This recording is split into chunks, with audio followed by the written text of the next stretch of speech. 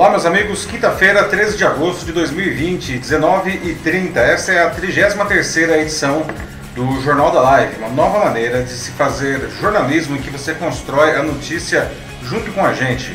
Eu sou Paulo Silvestre, consultor de mídia, cultura e transformação digital, e vou conduzir a conversa aqui hoje. Junto comigo, como sempre, o Matheus. E aí pessoal, tudo bem? Boa noite. Matheus, que sempre participa com suas contribuições, comentando as notícias e também fazendo a moderação dos seus comentários. Era para aparecer meu computador aqui, mas lembrem, vocês não conseguem ver. Pessoal, lembrando, para participar do Jornal da Live é muito fácil, né? O Jornal da Live que está acontecendo ao vivo no LinkedIn, né? Como sempre. Basta você deixar as suas ideias, a gente vai dar as notícias aqui, vocês deixam suas ideias, seus comentários aqui mesmo no post. O Matheus ele vai selecionar os comentários e a gente vai conversando sobre as notícias, né? O Jornal da Live acontece ao vivo no LinkedIn e amanhã cedo, na sexta-feira, ele também estará disponível em vídeo no Facebook e no YouTube e com podcast nas principais plataformas de podcast do mercado. Escolha a sua plataforma principal e aí é só procurar pelo meu canal lá, o Macaco Elétrico, siga o Macaco Elétrico e ouça o Jornal da Live como podcast. Muito bem, pessoal, esses são os assuntos que nós vamos debater hoje. A sobrevivência política, tá? Ameaça às reformas liberais do governo federal. Anteontem, o ministro da Economia, Paulo Guedes, deu um puxão de orelha aí no presidente, dizendo que ele pode estar fazendo alguma coisa que pode levar ele para o impeachment até. Por que o racismo brasileiro vem ganhando tanta força ultimamente? Será que a gente está ficando mais racista ou o que será que está acontecendo? Dá pra gente antecipar a liberação de uma vacina contra o Covid-19? Os russos acabaram de anunciar uma vacina que está todo mundo duvidando. Aí sim, né? Ou não. Mas como será que realmente tem como a gente antecipar uma vacina contra esse vírus aí que está assolando o mundo? Não? O que as universidades federais farão com um corte previsto para 2021 de R$1 bilhão? Não? Como é que fica a ciência brasileira nesse caso? Não? E a notícia bizarra de hoje, não? Como zerar a audiência de um programa de televisão? Pois é, não. Aconteceu. Né? Muito bem, gente. Então agora começando a 33ª edição do Jornal da Live, já começamos o debate, certo? Falando de política e de economia, né? Bom, Bolsonaro foi eleito com uma pauta econômica liberal, não, totalmente ancorada no ministro da Economia, Paulo Guedes, não? Mas os poderes do chamado super-ministro nunca se revelaram tão super assim, afinal. Né? Nessa terça, o mesmo Paulo Guedes deu uma entrevista coletiva lamentando uma vez mais a saída de auxiliares diretos dele, que tinha a sua linha liberal. Né? Bom, e que Bolsonaro também reclamou, não, que ele está tomando ações que o levam, segundo o próprio Paulo Guedes, não, perigosamente para o que ele chamou de uma zona de impeachment. Então, já começando aqui o nosso debate, não, você acha que o afastamento do Bolsonaro da pauta liberal na economia, em ações que visam a sua sobrevivência política, pode ser, no final das contas, um tiro no pé e fazer o mandatário acabar sendo apeado aí do poder? Não? A pauta liberal do Paulo Guedes, ela mais ajuda ou mais atrapalha o Brasil, especialmente nesse momento de pandemia de Covid-19? Nessa terça, o Guedes ele demonstrou de novo publicamente seu descontentamento. Não? Os secretários especiais do Ministério da Economia, Salim Matar, que era da pasta da Secretaria de Desestatização, e o Paulo Webel, da Desburocratização, pediram um boné nessa terça e saíram. Não? O próprio Paulo Guedes classifica a perda em série de seus principais assessores como como ele chamou, debandada. Nas últimas semanas também abandonaram Guedes o Mansueto Almeida, do Tesouro Nacional, o Caio Megali, da Diretoria de Programas da Secretaria Especial da Fazenda, o Rubens Novaes, que anunciou que deixará a presidência do Banco do Brasil, e o ex-secretário da Receita Federal, Marcos Sintra.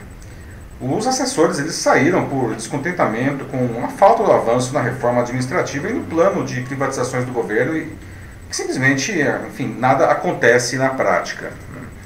Como sempre, o Guedes fez o que ele tem feito desde o início desse governo e foi reforçando as suas promessas liberais. Mas dessa vez, ele deu uma espetada no chefe. Ele disse, abre aspas, se o presidente da República quiser mandar alguma reforma, ela é mandada. Se ele não quiser, não é mandada. Quem manda não é o ministro, não são os secretários, fecha aspas.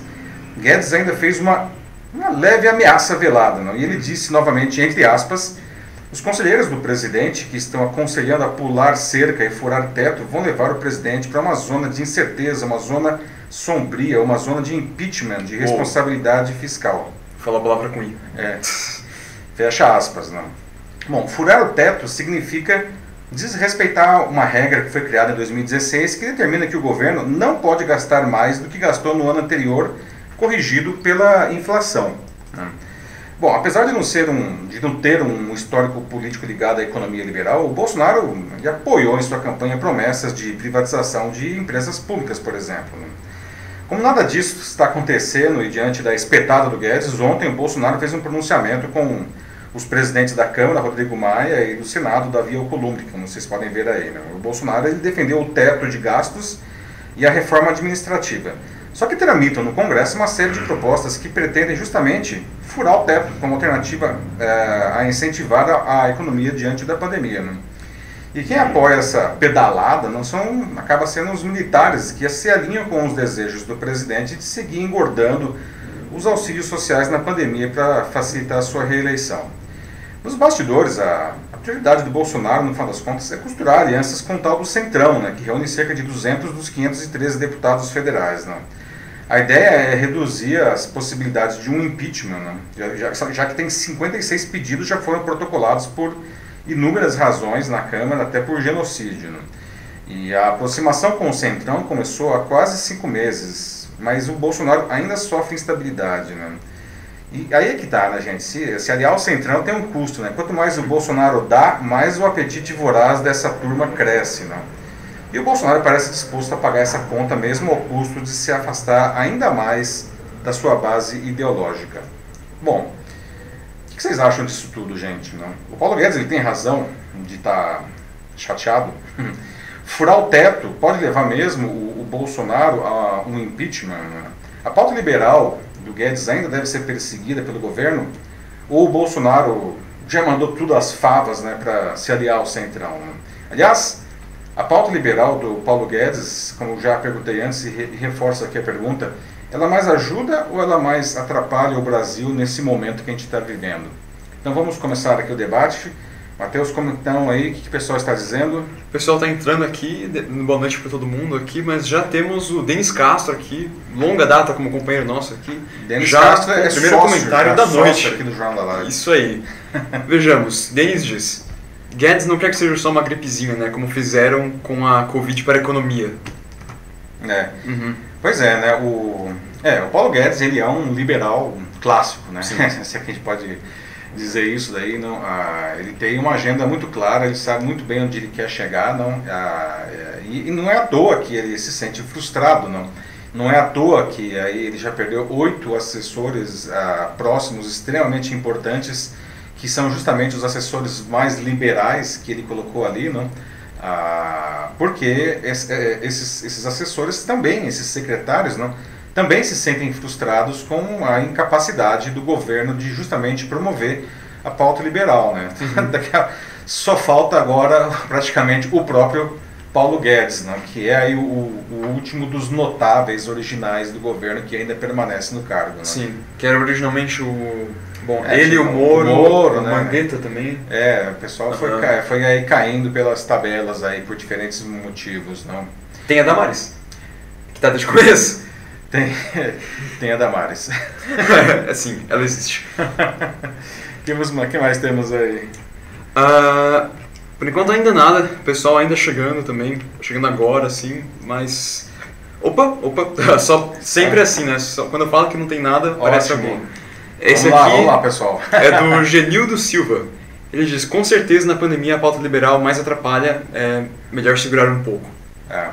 Então, Genildo, é um ponto interessante, porque o que nós observamos hoje é realmente, com a pandemia, e a economia, enfim, se dissolvendo, agora que a gente começa a ver aí uma retomada, ainda que timidamente, a gente viu aí um oceano de desempregados aí surgindo desde março por conta da pandemia, e isso daí, a demanda do governo um forte apoio às empresas e ao cidadão. Em outras palavras, dar dinheiro, abrir o cofre, né, apoiar, que é uma prática, de certa forma, contrária ao que prevê a economia liberal. Né? Mas essa é uma situação absolutamente atípica. Não? A gente vê, por exemplo, bom, a gente tem aqui as linhas de crédito que o governo liberou para as empresas, diferentes linhas de crédito. Infelizmente, poucas empresas conseguiram, no final das contas, usufruir dessas linhas porque as condições elas eram muito complicadas, não?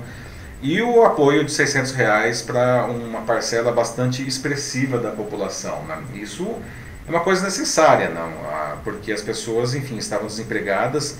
O bom senso dizia que elas deveriam ficar em casa. Né? Infelizmente, a gente já discutiu longamente aqui no Jornal da Live como que isso foi difícil, porque as pessoas não tinham como se manter. Né?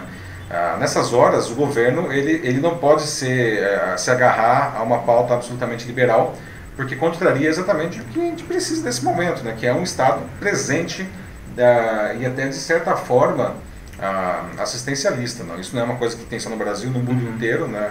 Em alguns países, inclusive nos Estados Unidos, na Europa, esse apoio foi muitíssimo maior, inclusive do ponto de vista de porcentagem do próprio PIB. Né? Sim, o ideal agora, acho que não é que você atue baseado na sua ideologia, assim, exatamente o que você acredite.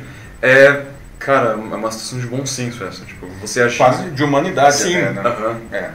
Não, uma crise mundial, assim, todo mundo tá na pior. Bom, tem aqui mais um comentário que é do Shilson Lima. Desculpa se eu disse o nome errado. Difícil avaliar. Em momento de pandemia, Bolsonaro tem que buscar aliados e fazer isso sem o toma lá de cá, e fica difícil demais, né, continuar com essa mesma ideia, ainda mais sem dinheiro no caixa. Pois é, né? Shelson, bom ponto que você coloca, né? O toma lá da cá tá fortíssimo, não? O Bolsonaro, uma das coisas que ele também se elegeu foi batendo na chamada velha política, não? E hoje o que a gente observa é ele se agarrando à velha política, não? Como uma tábua de salvação aí para o próprio governo dele, aí para a própria presidência dele, para ele não ser apeado aí do poder, né? A gente viu até na semana passada aí, nessa semana aí, desculpa, ele colocando o Temer, não, como o Michel Temer, não, sim, o ex-presidente como líder da missão de apoio ao Líbano depois da mega explosão lá. O Temer, ele é um expoente do MDB, não, que acaba tendo uma enorme expressão junto aos parlamentares do Centrão, justamente, né? Então, o que a gente vê aí, o toma lá da cá, como você falou, né, Shelson? A velha política, no final das contas, acaba demonstrando a sua força. Não, e a expressão que ele usou no comentário dele me chamou a atenção, que é o toma lá da cá, né? Uhum. Porque lembra de um medo, assim, que algumas pessoas têm, assim, até escutei de alguns amigos comentarem isso comigo, ou família também, de pessoas que têm medo que o governo decida adotar alguma medida como o que acontecia no... Bom, eu não estava vivo na época, então me corrija se eu estou errado, mas no governo do Collor, em que ele retirava o dinheiro das contas bancárias das pessoas, né, congelava, e quando voltava o dinheiro tinha sumido. Bom, vamos lá, vamos contextualizar historicamente para os mais jovens, inclusive aqui o Matheus, que não estava vivo na época do Collor, não. Na época do Collor eu estava iniciando minha carreira na Folha de São Paulo, veja só, né, a diferença de idades aí, essa hora faz tempo. O Collor, na verdade, o que ele fez foi um confisco total, o que a gente chamava confisco da poupança. Ele passou a régua, ele passou geral a mão, né, em todas as contas correntes das empresas e das pessoas, não deixou só um valor realmente muito pequeno. Eu não saberia dizer quanto hoje, mas talvez alguma coisa como R$500, né? Então não importa quanto dinheiro você tinha, você só ficou com R$500, né? E a partir daí você tinha que se virar, né? Era uma medida, talvez a medida mais heterodoxa que eu já vi na história para tentar conter a inflação, que era muito alta ainda, né? Tirou dinheiro do mercado na expectativa de que as pessoas parassem de comprar e assim contivesse a inflação, né? Não deu certo. E na verdade esse dinheiro ele demorou muito tempo, muitos anos para voltar, e nunca voltou direito, né? Até hoje tem gente que briga na justiça para reaver parte desse dinheiro. Sim. Um exemplo de uma má atuação do Estado na economia. Loucura completa, né? Isso aí, bom, Sim. Pessoas se mataram, rendeu infinitos artigos. Não, parece que foi uma tragédia mesmo. Mas aí é outra história. Não. Mas, talvez, será que existe uma boa forma que o Estado pode intervir na economia? Que eu tô vendo aqui agora, enquanto a gente tá falando disso, né? Curioso que eu li um outro comentário aqui do Genildo. Ele disse que o papel do Estado, na opinião dele, é de fato intervir diretamente na economia no momento em que a gente se encontra atualmente. Então, depende do que a gente está chamando de intervir na economia, né?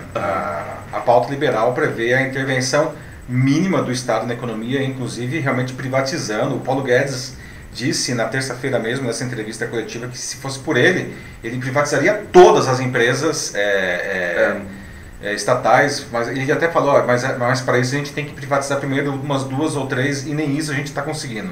Isso palavras do Paulo Guedes, não. Intervenção do governo na economia pode ser justamente um governo que é dono da economia, né, que é o caso de um Estado socialista, né, que todos os meios de produção, na verdade, pertencem ao governo, ao Estado, né, mas isso daí é um caso extremo que, enfim, praticamente desapareceu hoje do mundo, né, sobrou basicamente que é a Coreia do Norte, aí, né, até Cuba tem flexibilizado relativamente isso daí. Mas tem outras formas de economia, de intervenção, né? Como o que existe no Brasil, que é um negócio que está mais ou menos no meio do caminho disso daí, e que os liberais eles acham que isso deve diminuir, em parte, em alguns casos eu acho que eles têm razão, em outras talvez eu acho que eles exageram, mas existe uma intervenção de emergência, que é o que o Genildo falou, né? Isso. Que é o que nós observamos nesse momento, não? Se o governo não intervir, se o governo não abrir o cofre, 2 coisas acontecerão. E 2 coisas que estão intimamente ligadas, né? As pessoas vão morrer de fome, né? E as empresas vão quebrar. Então, é um caso de absoluta exceção em que a intervenção do governo acaba se fazendo necessária para a manutenção da vida, né, e da economia, né? Então, novamente, isso é um caso de absoluta exceção. Tem agora aqui mais uma vez o Denis Castro, com uma pergunta diretamente para você, pai. Ele pergunta aqui, como você enxerga a segunda onda da Covid chegando na Europa e na Ásia, e bem próximo do Brasil, né, onde as mortes não abaixam nessa primeira onda? Temos capacidade emocional e financeira para superar isso? Acredito que os R$600 precisam ser estendidos. Excelente pergunta, né, Denis? Capacidade emocional é um problema, né? Porque as pessoas realmente já deu, né? Elas não aguentam mais. Isso é terrível porque elas estão saindo de uma maneira meio anárquica e sem cuidados. Que de certa forma é o que está acontecendo na Europa e na Ásia, né? O que está provocando o ressurgimento da doença nesses continentes, não? Ainda que em uma escala muito menor do que nós estamos hoje, ainda na primeira onda, né? A gente não consegue, a gente está aí há 8 semanas com esse patamar mórbido, né? Horroroso de 1.000 mortos mais ou menos por dia, né? Então tem essa questão realmente emocional que é extremamente delicada, né? E tem a questão econômica, né? Que como você colocou, o auxílio de R$600 ele deveria ser prolongado, possivelmente sim, né? O próprio Bolsonaro está aventando essa possibilidade, como enfim, o Paulo Guedes mesmo, né? Ele disse que os conselheiros do presidente, o termo que ele usou, estão sugerindo que ele pule a cerca, né? Também outro termo que ele usou, não? Em parte, essa pulada de cerca seria prolongar o auxílio de R$600 por mais meses, não? Só que isso daí acarretaria em gastos enormes para o governo. Para que o governo não fure o teto, como dizem, não? Se ele quiser aumentar prolongar esse auxílio de R$600, ele vai ter que deixar de gastar em outros lugares. E é aí que a porca torce o rabo, como dizem no interior, não? Porque para ele fazer isso, ele vai desagradar o Centrão, que está esperando verbas e verbas e verbas, não? Que é assim que ele se alimenta. Não? Exatamente. E aí a gente chega em um impasse, não? Sim, a equação não funciona. Uhum. Então, agora em relação à ida e a escolha do Temer, né, para representar a operação de apoio brasileiro na tragédia que aconteceu em Beirute, né, com a explosão, tem aqui o Sheilson, de novo, ele diz que a escolha do Temer foi uma boa cartada por parte do governo. Diz assim, que esperamos e torcemos a que não seja mais uma oportunidade, né, uma atitude assim, política só que o governo pode usar para retirar dinheiro dos cofres públicos. Todavia, ele teve que concluir aqui. Temer é um nome muito bem visto, inclusive na mídia, mas a Viviane Barbosa aparece aqui e diz que, nossa, não, Temer, nada a ver, assim. Ele foi denunciado pela Lava Jato do Rio por corrupção, lavagem de dinheiro e peculato. Nunca um bom nome para a mídia, e quem escreveu aqui está equivocado. Pois é, né, Cheison e Viviane, né. O Temer ele foi uma cartada, certamente, não, porque ele tem origem, ascendência libanesa, não, então tem uma justificativa para que ele escolha, mas ele foi escolhido, na verdade, por ele ser esse grande expoente, né, aí do MDB. Não? Só que o Temer, ele é, como a Viviane colocou, não, uma pessoa que está aí sendo investigada, um digno representante do que o próprio Bolsonaro chama de velha política. Não? Então, a escolha dele para essa missão humanitária super importante, não, faz a gente pensar, né, uma ou duas coisas. Sim. Antes de ler o próximo comentário aqui, pessoal, vocês estão tendo problema com a live que eu estou acompanhando aqui umas mensagens da Estela Mar, que ela está dizendo que a tela dela escureceu e que parece que caiu.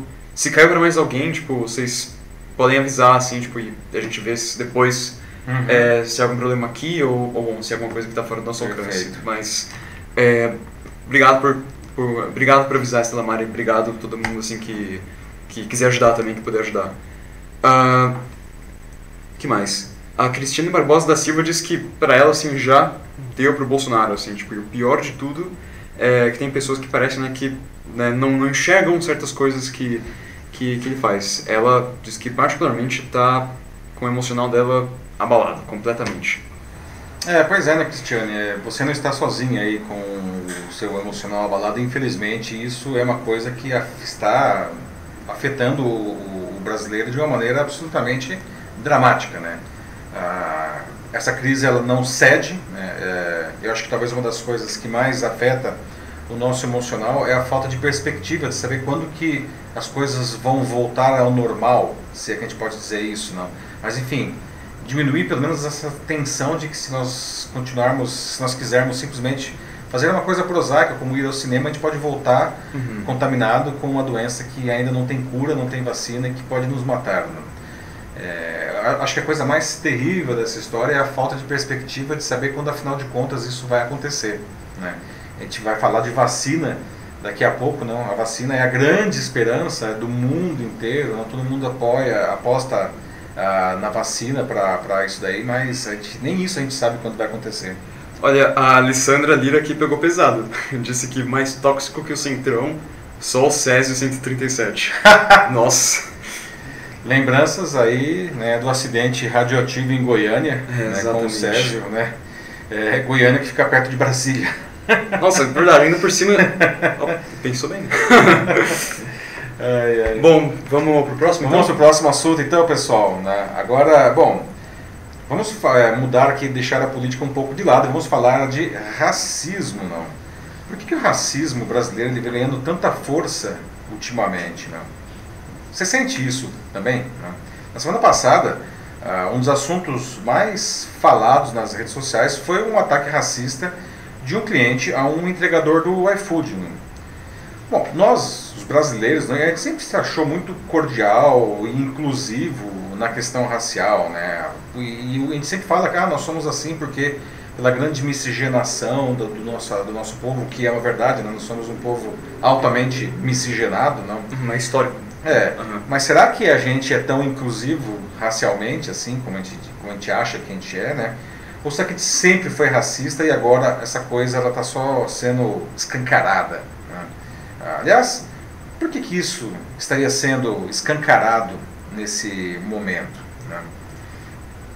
Para entender o caso, no dia 31 de julho, um morador de um condomínio fechado em Valinhos, que é esse rapaz aí de camiseta azul, Valinhos fica aqui perto de Campinas, para quem não conhece, agrediu verbalmente e fez insultos racistas a um motoboy do iFood, que é o rapaz aí da esquerda com o colete. Assim.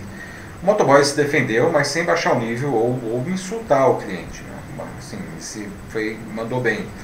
Bom, as agressões elas foram gravadas por um vizinho com o celular dele, não? E as imagens começaram a circular na internet nessa sexta, provocando reações indignadas dos internautas. Não. As agressões elas continuaram mesmo diante da Guarda Civil Metropolitana que foi acionada.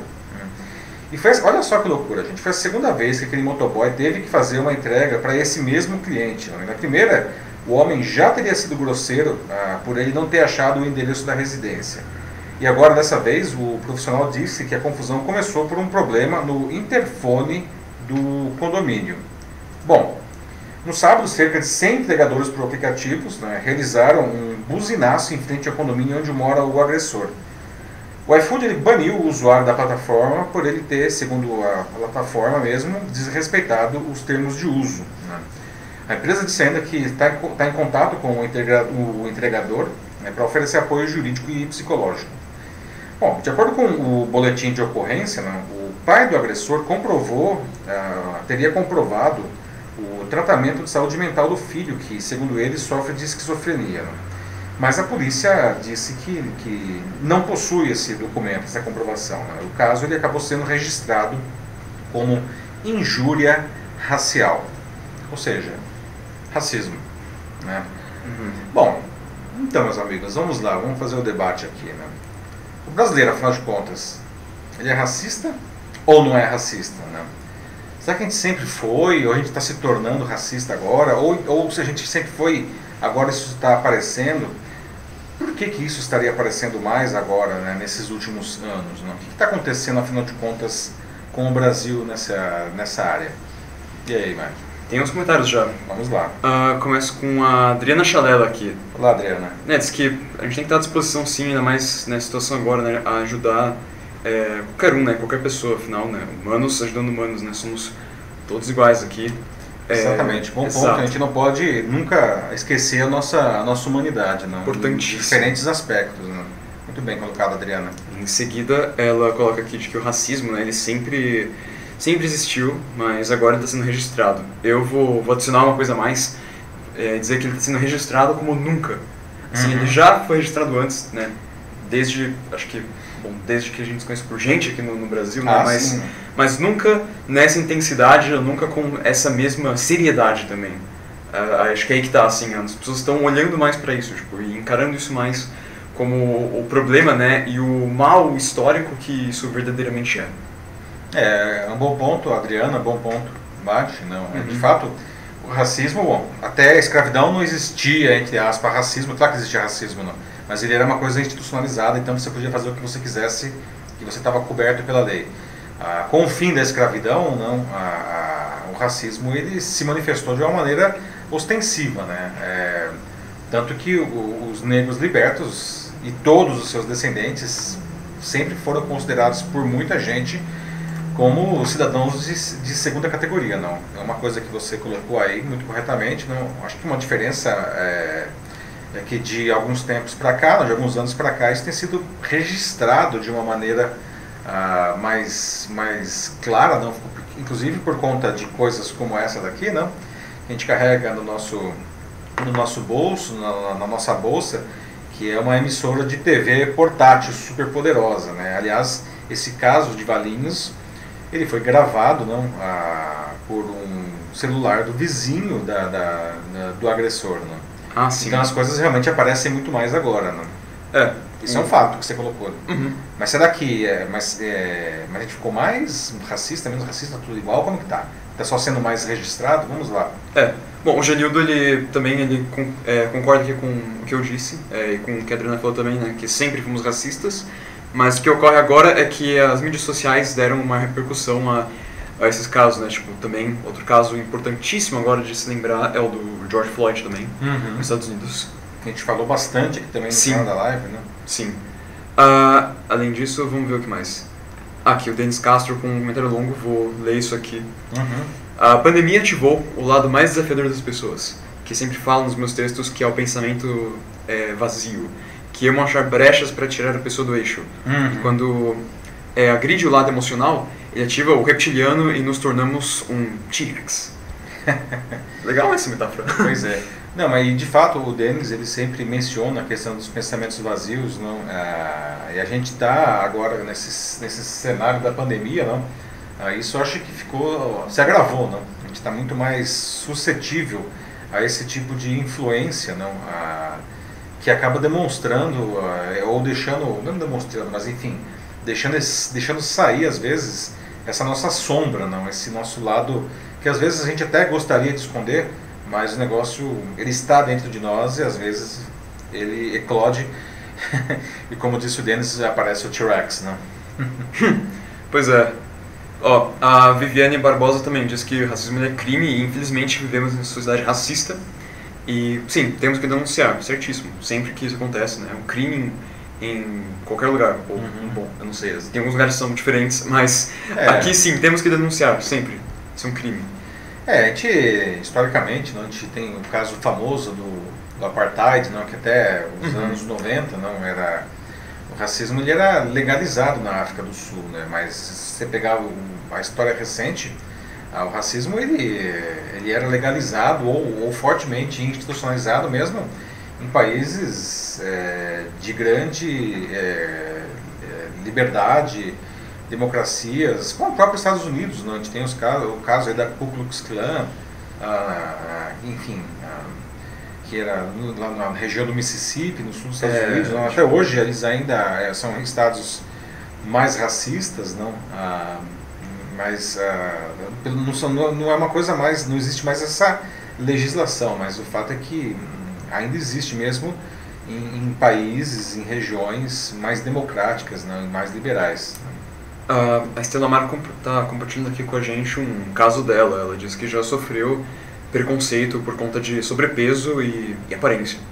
Então isso é importante lembrar também, não é só cor diferente que sofre. Sim, outras formas de discriminação, né? O racismo é uma discriminação racial, mas a gente tem, enfim, discriminações aí por gênero, por orientação sexual, a questão do peso, como diz a Estela Mar, não?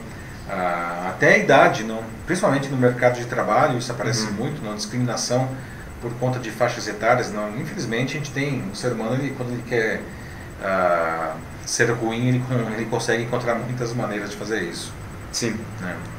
A Ana Lúcia Souza Machado está dizendo aqui que o Brasil também, como muitos já falaram, sempre foi um país racista. A diferença é que ele era velado, né? Agora que levantamos a tampa da caixa e estamos vendo a verdade nua e crua, né? É a abertura da caixa de Pandora, de fato. Caixa de Pandora, se você preferir, também pode ser a tampa do bueiro, né, Ana?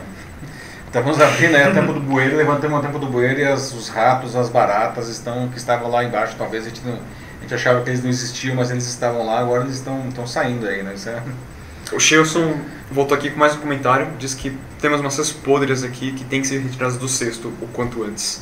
Pessoas que cometem racismo devem ser punidas pela justiça da forma mais dura possível. Mas existe mais pessoas de boa índole do que o contrário. É bom ter esse otimismo, assim, eu também eu quero acreditar nisso e... eu não sei dizer, né, tipo, categoricamente qual lado tem mais, né, uma coisa muito difícil de dizer, mas de que existem pessoas boas sim que querem espalhar o bem, né, e o amor para todos, né, isso é o que a gente tem que acreditar e é algo que a gente tem que almejar ser e expandir também. Verdade, Shelson, né? Também quero crer que existem mais pessoas boas do que más no mundo, sobre diferentes aspectos, não só dessa questão racial. A questão racial, particularmente, assim como outras discriminações, até como foi levantado pela Estela Mar, tem algumas complicações no Brasil, porque a nossa sociedade, a nossa cultura, ela foi construída em cima desses valores, não. Então, hoje mesmo que esses assuntos estejam sendo mais discutidos e as pessoas estejam mais conscientes, existe alguma coisa dentro do nosso inconsciente coletivo, não, do brasileiro, que ele carrega ainda muito desses valores ruins, não. É um trabalho longo, tá? Eu diria que de gerações, para que a gente limpe, digamos assim, tudo isso daí, mas ele tem que ser feito, ele tem que começar em algum momento, né? Não dá para falar, não, um dia a gente não, começamos já. Aliás, debates como esse daqui, na minha opinião, são extremamente válidos, não só porque a gente levanta de novo aí esses assuntos, não, mas porque dessa maneira a gente faz a população pensar, né? E nós aqui somos formadores de opinião, todos que estão aqui participando são formadores de opinião, e a gente vai levar esses conceitos de um jeito ou de outro para quem está à nossa volta, não? Quem sabe assim a sociedade vai melhorando pouco a pouco. Esse aqui é um bem interessante que eu tenho comigo agora. Pode ser o último antes da gente ir para o próximo assunto. Perfeito. A Maria Ângela de Camargo diz de que parece que todo mundo está aprendendo a se comportar melhor, né? O aprendizado está se refinando. Que é uma coisa que eu estou pensando agora também. Tipo, eu não sei dizer se as pessoas, né, temos mais pessoas racistas ou menos pessoas racistas, ou se as pessoas que já eram racistas estão ainda piores, ou eu não sei dizer. É difícil dizer, mas ela concorda aqui, né, de que o aprendizado está se refinando e as pessoas estão se conscientizando mais. E isso é bom, como ela mesma coloca aqui. É claro que todo mundo se escandaliza quando vê uma cena horrorosa como a que testemunhamos. Mas, ao mesmo tempo, continuamos a rir de piadas de portugueses, negros, entre outros. Pois é. Se a gente acha que é brincadeira, é porque tem uma coisa errada na nossa relação com o mundo. Que aqui, o que ela diz, é justamente o que as pessoas chamam de racismo estrutural. Exatamente, muito bem colocado, Maria Ângela. O racismo estrutural existe, isso é uma coisa que apareceu, inclusive, no caso do George Floyd, lá nos Estados Unidos, não? Que colocou os Estados Unidos aí em chamas, não? Nos últimos meses, aí, desde o assassinato do Floyd. Não? Sim. Mas você coloca um ponto interessante, a gente continua dando risada de português, enfim, todos os estereótipos aí do humor, não? Porque isso está dentro de nós, não? Mas, por um lado, é bom ver que o debate existe, e eu vejo isso até com bons olhos nas escolas, principalmente nas escolas mais humanistas, mais inclusivas. Esse debate ele acontece de uma maneira bastante interessante, o que aumenta a esperança de que a próxima geração, quem está na escola hoje, as crianças, seja melhor aí nesse sentido do que nós somos, não? Por outro lado, a gente vê essas coisas, essas cenas como o que aconteceu agora em Valinhos aí, não?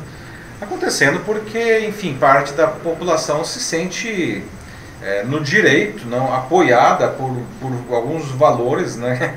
Como até a gente estava falando agora com a Ana Lúcia, não, porque que a tampa do bueiro foi retirada e um monte de ratos saíram de lá, não. Então esses ratos aí, quando eles se unem, não, eles se sentem no direito e com força para fazer esse tipo de agressão, né? Mas eu acho que é um processo e o processo ele caminha, ainda que lentamente, para um bom lado, não? Sim. Um lado positivo. Vamos lá então? Vamos para o próximo assunto? Ótimo. Não. Bom, a gente já falou aí da vacina agora há pouco, gente. Temos finalmente, olha só, temos uma vacina de Covid-19. Será mesmo que a gente tem? Pois é, gente. A Rússia disse que já tem uma vacina aprovada, né? Apesar da comunidade científica global desconfiar fortemente da veracidade dessa vacina. Então, é para cancelar os fogos? Pois é, acho que vamos cancelar os fogos. Né? Será que essa vacina ela existe mesmo? Ou você tomaria essa vacina russa, pelo menos hoje? Né? Por que demora tanto para desenvolver uma vacina, aliás? O que a gente pode fazer? Dá para a gente adiantar isso daí, não? Em compensação, olha só isso, gente, que loucura. Você sabia que existem dezenas de milhares de pessoas que estão dispostas a arriscar a própria vida para agilizar esse processo? Sabiam disso? No começo da semana, o governo russo afirmou que seu país já tem sua vacina contra o Covid-19 aprovada, batizada de Sputnik V, V de vacina. Bom, o Sputnik foi o primeiro satélite artificial colocado em órbita ainda em 1957, foi uma vitória da extinta União Soviética que fez isso mais rapidamente que os Estados Unidos. Eles estavam já na corrida espacial, né? Mas no caso do Sputnik vacina, a comunidade científica internacional duvida dele em razão da velocidade de seus ensaios e a opacidade dos dados.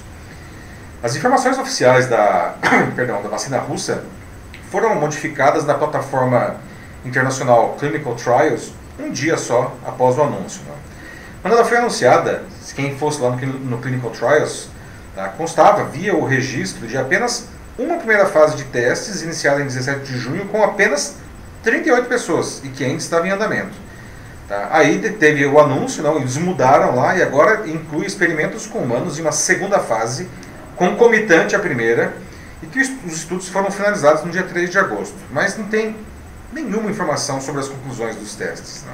Bom, na prática, a validação de vacinas envolve 3 fases. As 2 primeiras avaliam a segurança do princípio ativo, e a última, a terceira, a efetividade, o que a gente chama de efetividade vacinal, né? E a manutenção da resposta imune nas pessoas que foram cobaias, né? Que integram o experimento. Não há registro de uma terceira etapa de testes da Sputnik V.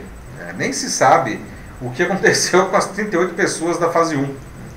Os testes também não seguem a metodologia chamada duplo cego, na qual nem os médicos e nem os pacientes sabem o que eles estão fornecendo ou recebendo, se é uma vacina ou se é só um placebo, né?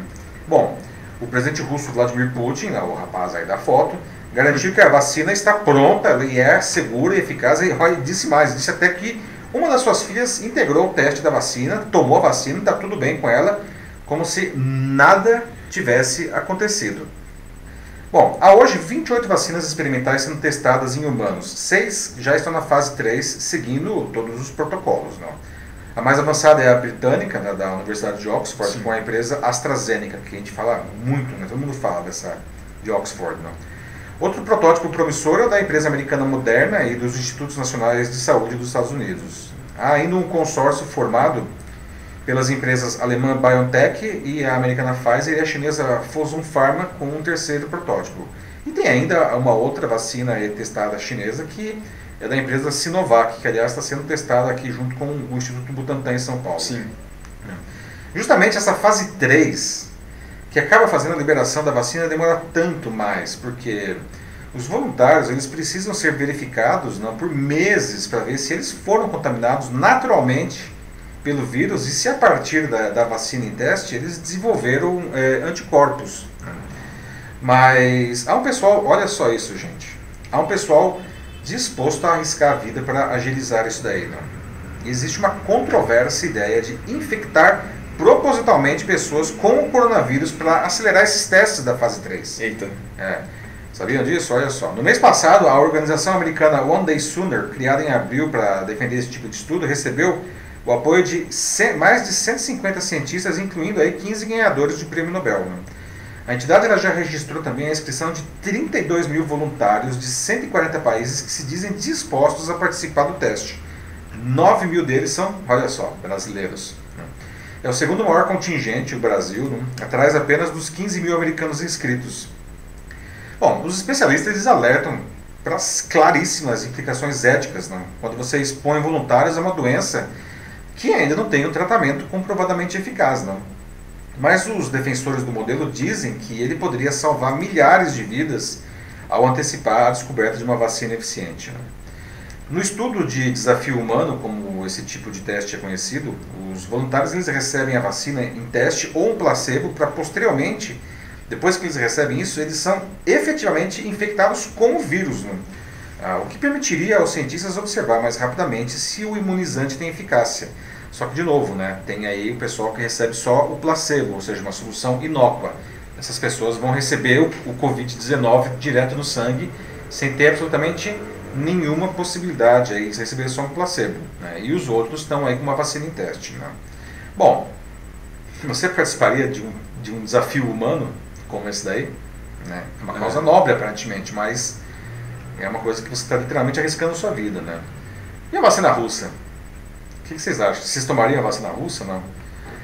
Enquanto a vacina não vem, uma vacina comprovadamente eficaz, como que a gente vai levar a nossa vida? O que vocês estão fazendo? Olha, por enquanto a única pessoa que eu estou vendo aqui que diz que tomaria a vacina russa é a Cristina Barbosa da Silva, que diz que tomaria sem problemas, menos da China. Vamos não nos precipitar, até porque vendo os comentários, a maioria, como é esperado, não tá afim de tomar essa vacina, não tá afim de correr o risco. A Ana Lúcia coloca aqui, de que essa vacina, nossa, tá parecendo uma corrida espacial, briga eterna entre os Estados Unidos e a Rússia, tipo, olha só, a continuação que tava todo mundo aguardando. Guerra Fria 2, em breve no cinema próximo de você. Pois é, essa Guerra Fria a gente não sabe se é os Estados Unidos com a Rússia, os Estados Unidos com a China, parece que é os Estados Unidos contra alguém, O mundo inteiro, talvez. Mas pelo menos assim, a corrida espacial não fez tantas vítimas, No máximo alguns astronautas que lamentavelmente explodiram junto com foguetes, Mas agora tem um negócio sério aí, essa corrida da vacina aí, não sei não, esse negócio da Rússia aí, eu confesso que eu não tomaria, mas enfim, cada um é cada um, A Cris tomaria, então... vamos ver. Perfeito também.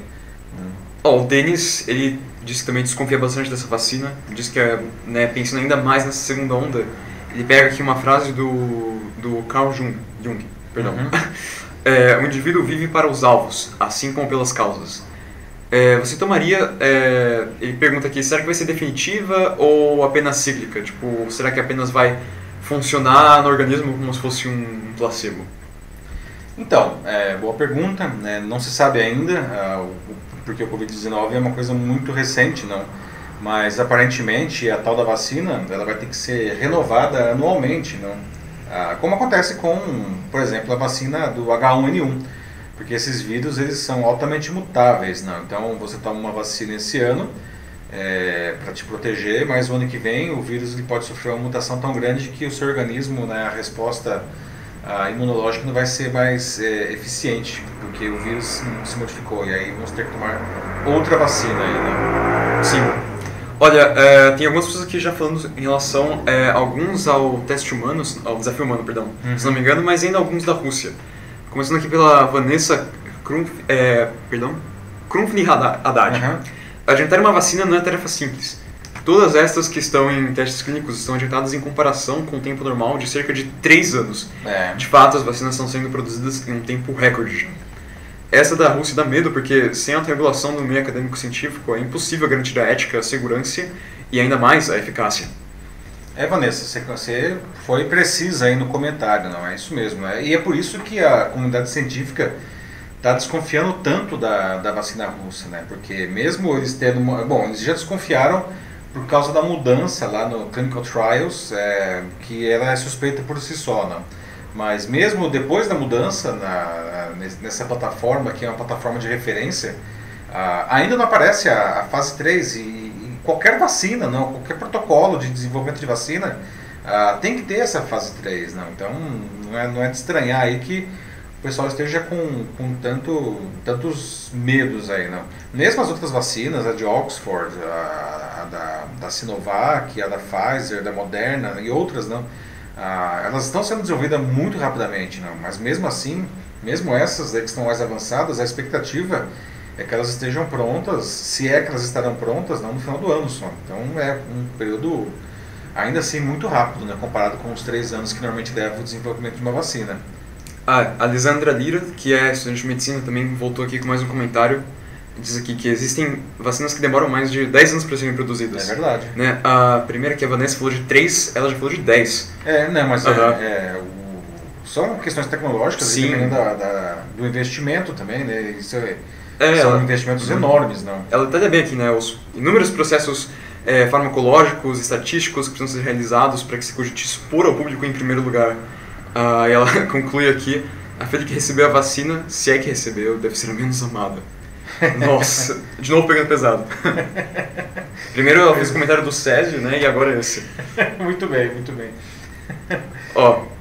Vejamos o que mais. Simone Minson disse: já trabalhei em pesquisa clínica e criar uma vacina segura e eficaz não é brincadeira. Não podemos arriscar mais vidas em processos não seguros ou comprovados.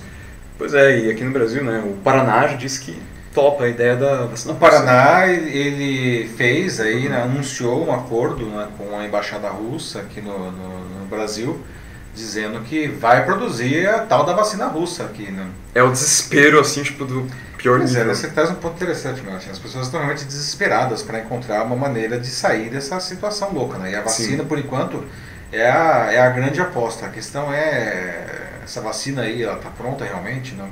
Esse é uma pergunta, né? É uma tremenda encruzilhada da história que nós estamos, né?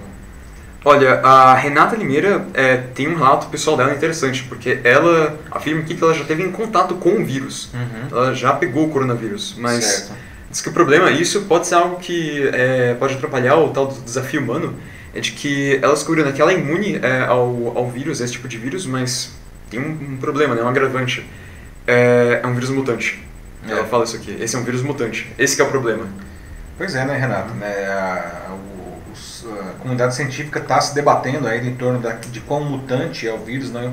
Tanto que existem casos relatados de pessoas que tiveram a doença, se curaram e se reinfectaram, ou seja, como que isso aconteceu, né? Foi por causa de uma mutação do vírus ou uma deficiência no sistema imunológico dessas pessoas. A comunidade científica ainda não bateu o martelo com relação a isso, mas são perguntas importantíssimas. Denis fala, né, de que se a tal da vacina russa for cíclica, então a gente está estamos muito mais vulneráveis do que antes. Ele diz que, né, lembra do século passado, né, que uma gripe era curada com uma bela canja feita por nossos avós e agora não temos essa imunidade mais. Mas era a canja, mas na verdade era o nosso organismo que já estava bastante preparado, né, Denis? Sim. Mas ele termina aqui com uma mensagem que é importante, né? Todo cuidado é pouco com essas vacinas, né? Não só com as vacinas, né? Todo cuidado é pouco, ponto, né? A gente precisa realmente se cuidar nesse sentido aí, porque o negócio não é bolinho, gente. Eu não sei se vão construir um super vírus, como o Denis coloca no fim do comentário dele, mas sim, cautela é mais do que necessário agora. Temos os super vírus, as super bactérias, esse negócio começou a aparecer nos anos 90, não? Em parte porque as pessoas abusam de automedicação, não fazem isso direito, e elas acabam matando pela metade um vírus, uma bactéria que elas têm causando uma doença, mas como não foi bem matado esse bichinho, né, ele acaba sofrendo uma mutação e se tornando resistente às doenças, resistente aos medicamentos, não? E aí surgem o que a gente chama de supervírus e superbactérias, não? Bom, vamos passar para o próximo assunto? Vamos lá. Estamos já 8h21 agora aqui em São Paulo, ao vivo no LinkedIn. Nosso próximo debate, gente, a pandemia de Covid-19 justamente escancarou a importância da ciência, né? Inclusive ciência de base, que é aquela que não está necessariamente associada ao desenvolvimento de um produto, não. Basta ver os países aí que estão liderando esse desenvolvimento da vacina, que a gente acabou de falar, não? E a vacina é um produto, é verdade, tá? Mas são os países que têm um reconhecido histórico de incentivo à ciência de base. E ciência aplicada também. Ciência aplicada é aquela para fazer um produto, não. Mas Estados Unidos, Inglaterra, China, Rússia, né? São países que incentivam muito a ciência, não? E o Brasil, infelizmente, nunca se destacou nisso daí, não. Vem dando, pior que isso, vem dando passos largos para trás. E o mais recente aconteceu ontem, não? As universidades federais ficaram sabendo que elas podem perder mais de R$1 bilhão no seu orçamento do ano que vem, né? Você acha isso certo, não? Ou o governo ele deveria fazer justamente o contrário e dar mais verbas para as universidades? É uma reprise do que estava acontecendo no ano passado, né? O Ministério da Educação, né, ele poderá ter uma redução de 18,2% no seu orçamento para despesas discricionárias em 2021. Né? Isso representa cerca de R$4,2 bilhões para a pasta, né, a menos, né? E o corte ele afetaria as universidades federais que perderiam R$1 bilhão. Né? Bom, verbas discricionárias são aquelas usadas, por exemplo, para o pagamento de despesas não obrigatórias, não. Terceirizados, até contas de água, contas de luz, não, para manter programas de assistência estudantil e também financiamento de pesquisas sai dessa grana aí, né?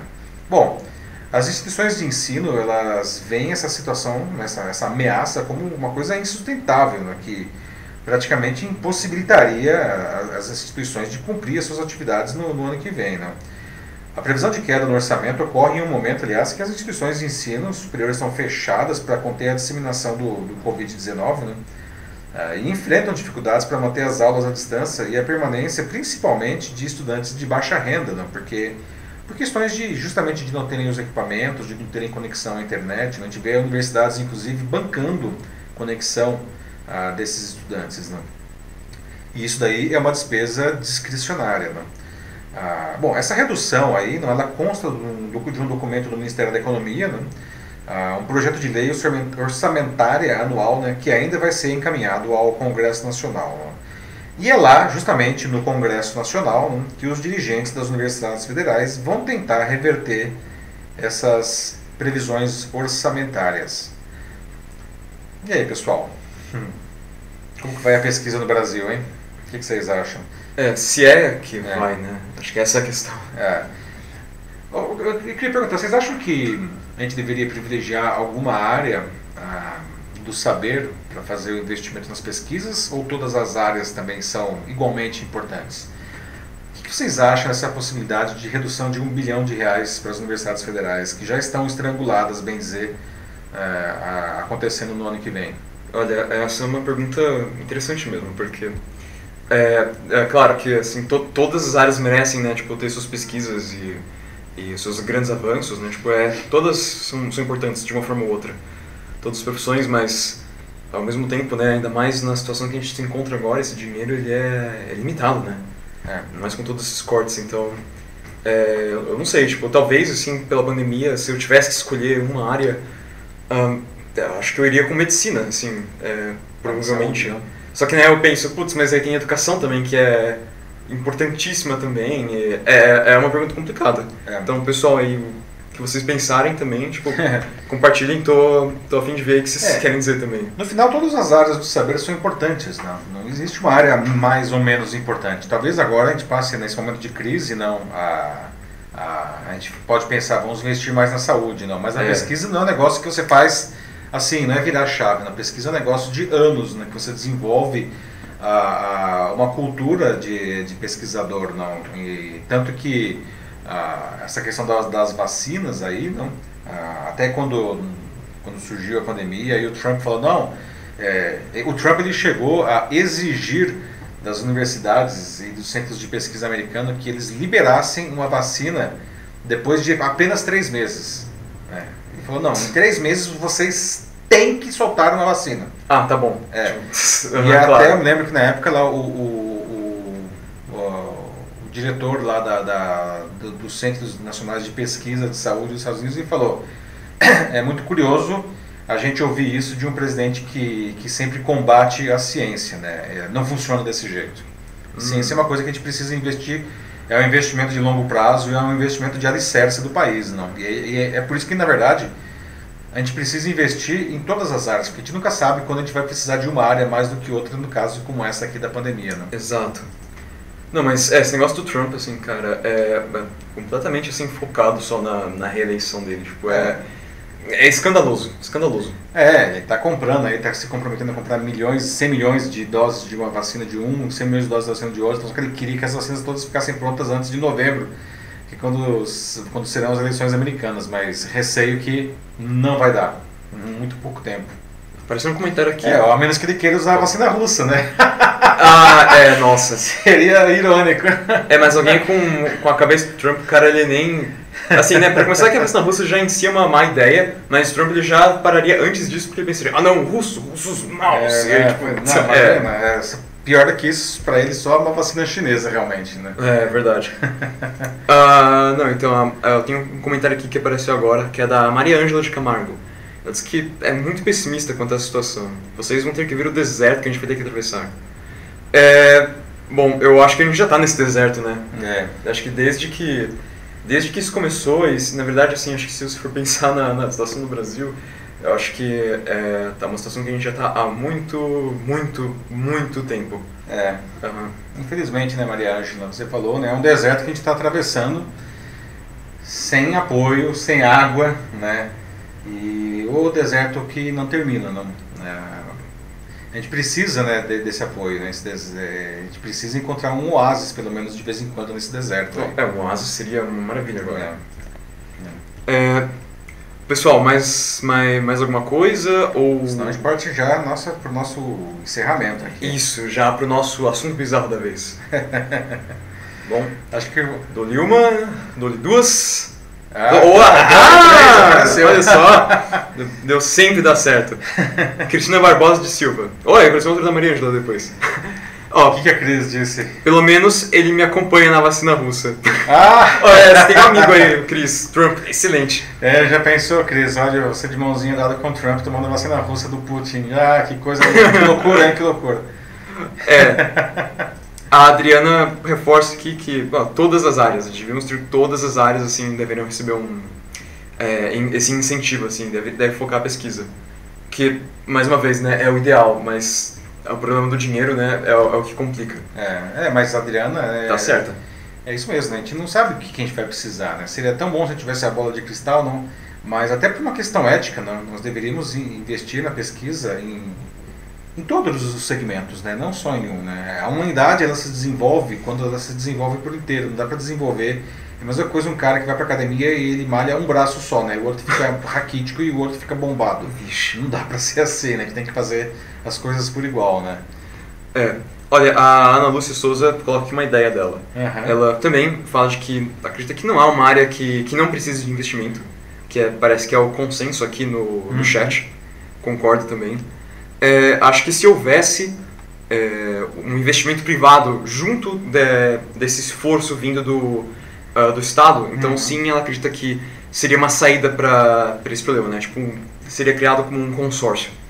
É um ponto interessantíssimo que você traz, Ana. O investimento na ciência ele não é necessariamente um investimento do governo. Né? Você pega, por exemplo, países como o próprio Estados Unidos, não, a maior parte do investimento, inclusive em ciência de base, vem de instituições privadas, de empresas. Não? Sim. Aliás, algumas empresas são notórias desenvolvedoras de ciência de base, como a IBM. Não, os caras... Só que, é claro, né, eles criam todas essas tecnologias sem pensar necessariamente em um produto, e depois a própria IBM, por exemplo, nós vamos ficar no mesmo exemplo, cria produtos incríveis a partir disso. Né? Basta ver que a própria IBM é uma das líderes em uma tecnologia das mais revolucionárias que a gente tem hoje, que é o computador quântico, não? Que promete revolucionar completamente a computação. Só que para chegar no computador quântico ela teve que fazer pesquisas de nanotecnologia por muitos anos, né? E ela faz isso daí, realmente. Ponto interessante, né? A pesquisa também vem com investimentos privados e o Brasil também falha muito nisso daí. As empresas brasileiras não investem em pesquisa. Bom, 8h30, acho que mas tá na hora, mais alguma aí ou já partimos para o último? Bom, só um último para finalizar aqui, que é o da Simone, que ela concorda com o que o Denis falou lá atrás, compartilha esse desejo utópico, né? Que todo o dinheiro que seja investido na educação, né? E aproveitar para estender isso, né, para todas as áreas, seja lá quais forem, seria bom, né, de que tudo isso fosse, né, cuidado desse dinheiro sem fraudes ou qualquer corrupção, né, para que esse dinheiro fosse de fato para pesquisas, né, ou de novo, seja lá o que for, assim, para algo que beneficie a sociedade, né, a população como um todo, e não apenas os salários absurdos assim de políticos no nosso país. Bom ponto, Simone. Concordo com você. Bom, vamos para o último assunto para encerrar a nossa edição hoje, porque já é 8h32, mas a conversa tá boa, a gente não pode interromper. Mas agora, para encerrar nosso debate, a notícia bizarra dessa semana, não. Pessoal, coisa boa. Dá para zerar a audiência de um programa de televisão? Zerar a audiência, não? Parece que dá sim, não. Mas o que a gente pode fazer de tão errado para zerar a audiência de um programa? Não. Isso já aconteceu antes alguma vez? Já aconteceu, mas aconteceu de novo essa semana, não. Aconteceu nessa segunda-feira agora, com a CNN Brasil, no início da terceira semana do quadro Liberdade de Opinião, as participações de Sidney Rezende, que foi das 14h45 às 15h05, e do Alexandre Garcia, das 15h06 às 15h26, zeraram o Ibope da CNN Brasil na Grande São Paulo. Nesse mesmo horário, só para comparação, né, a Globo News ela marcou a 8ª posição no ranking, com média de 0,41 ponto. Né? O Globo News, que é a grande concorrente aí da CNN. Né? Essa informação ela foi revelada em uma reportagem do UOL, né, no canal Na Telinha, né, com dados que foram coletados pelo Instituto Cantar Ibope. Né? A reportagem do UOL, a CNN, a reportagem ela entrou em contato com a CNN para saber o que aconteceu. A CNN rejeitou essa informação, disse que não era verdade, que o quadro era um sucesso. Né? Mas enfim, esse número, né, ele veio do instituto que mede a audiência das TVs. Né? Ainda segundo o UOL, a contratação dos jornalistas Alexandre Garcia e Sidney Rezende para esse quadro ele não está conseguindo reverter a crise de audiência da CNN Brasil, que despencou 18 posições em julho. Né? Bom, o Liberdade de Opinião, o quadro, né, ele vai ao ar ao vivo no período da manhã, durante o jornal Novo Dia, da CNN, né, e nele o Sidney e o Alexandre, cada um deles tem cerca de 20 minutos para contar, para manifestar as suas opiniões. Né. Depois o quadro ele é reprisado durante a tarde e a noite na programação da CNN Brasil. Né. Bom, o que pode ter dado tão errado, né, gente? Porque vamos lá, o Sidney Rezende e o Alexandre Garcia são jornalistas aí com um grande histórico aí, não, eles não são dois novatos, são jornalistas com décadas aí de carreira, não, experimentados, não. O que está acontecendo com esse... Será que é um problema do quadro? O que está acontecendo? Por que zerou a audiência do quadro com esses dois feras aí?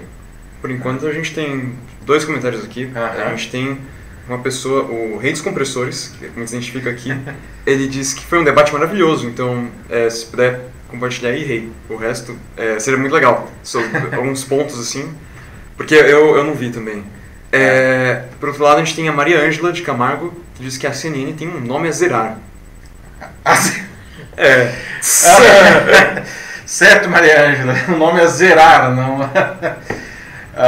Ok, né? Nada como uma piadinha no comentário aí pra notícia bizarra, não. Muito obrigado aí pela contribuição inspiradíssima, Maria Ângela. Nossa, ok. Vamos lá. Simone Minson Pereira, ela disse que, né, impressionante zerar uma audiência com Alexandre Garcia. Putz, pra mim, ela fala, né, na opinião dela, é um excelente jornalista. O Alexandre Garcia é um cara que eu conheço um pouco do trabalho dele, assim, também. É um cara bem famoso. Concordo, é estranho, né, alguém como ele, assim, tipo, ter caído tanto nessa tem aí, a CNN, ela tem passado por várias, como posso dizer, confusões aí, desde da inauguração dela aqui no Brasil em março, não? Inclusive com alguns atritos entre comentaristas, né? O que, enfim, isso pode provocar aí uma certa erosão de credibilidade, né? Não sei se é o caso, né, do que acontece aí, né, com o Sidney e o Alexandre. Como eu falei, são dois profissionais excelentes e com muita história, não? É uma pena que isso tenha acontecido. Espero que, enfim, eles consigam reverter essa situação aí, não, e aumentar essa audiência, que o debate é bem-vindo, não? O Denis, ele fala talvez o resultado é uma consequência do que está acontecendo nos Estados Unidos, então como se fosse um bloqueio, um boicote, assim, já que a CNN é americana, mas eu não sei, mesmo assim, não sei, Denis, estranho. Eu acho que até muita gente aqui no Brasil esperava ansiosamente a inauguração da CNN no Brasil, principalmente o pessoal de um viés mais de direita, porque ela faria justamente um contraponto ao domínio da Globo News, né, que é, no final das contas, o canal com mais audiência na TV fechada, não? E, enfim, nem isso acabou se concretizando, não, porque apesar da CNN ter um viés mais para a direita, não, muitas pessoas desse grupo acabaram se frustrando quando viram que ela não seria totalmente à direita, não. Que, aliás, eu saúdo, né? Eu acho que a gente não deve ter veículos muito alinhados a extremos, né? É bom evitar monopólio. O veículo de comunicação, ele precisa ficar fora dos extremos, porque a verdade nunca está num extremo, nem do lado direito, nem do lado esquerdo, nem em cima, nem embaixo. Exatamente. Não, e mesmo assim, né, a CNN veio com um grande hype, né, assim. Sim. Um grande ibope, assim, né. Grande investimentos, equipamentos. E uma linha de profissionais também invejável. A Estela Mar, né, muita gente aí de outras emissoras, né? Inclusive da Globo, como a Estela Mar ressalta aqui no comentário dela. A Mona Lisa Perrone, né? Ela tirou gente de muitas emissoras, inclusive da Globo, né? Sim. Mas também sobre o negócio da CNN ser americana, né? Então talvez isso causar um boicote, assim. É importante lembrar, né, de que essa CNN que a gente tem aqui no Brasil, ela tem como pouquíssima relação, né, com a americana. Ela tem uma liberdade editorial, supostamente uma liberdade editorial total da matriz americana, né? Ela tem, enfim, ela segue alguns modelos e a marca, né? Mas editorialmente ela é independente, não? Tanto que lá nos Estados Unidos, a CNN, eles batem no Trump, né? Batem bastante no Trump. Lá quem apoia o Trump é a Fox, né? Uhum. Né? Então, por isso, não sei, a ideia do boicote aí que o Denis sugeriu, ele disse que é estranho, eu também acho meio esquisito. Não sei o que aconteceu, acho que, sei lá, né, vai saber. Vamos ver, né, mas enfim, foi bizarro, né, eu achei, zerou a audiência, né, muito estranho, mas enfim, gente, vamos encerrar a nossa edição de hoje aqui, 8h39 agora no LinkedIn, passamos 10 minutos do nosso horário, mas de novo, né, o debate está tão bom que a gente dá vontade de ficar conversando aí por 2 horas, né. Pois é, né. Mas o pessoal tem que jantar. A gente também. Pessoal, é isso, estamos encerrando aqui agora a 33ª edição do Jornal da Live. Não, agradeço muito a participação de todos, o debate de novo de alto nível, não? Até com umas pitadas de humor aí da Maria Ângela no final, não? Uhum. Excelente, não? Agradeço a participação de todos vocês. Na quinta-feira que vem nós estamos de volta, já podem sugerir pautas aí para a próxima edição. Tenham um excelente fim de semana e se cuidem. Tchau, tchau. Falou, gente. Até a próxima. Se cuidem e é isso aí. Até a próxima.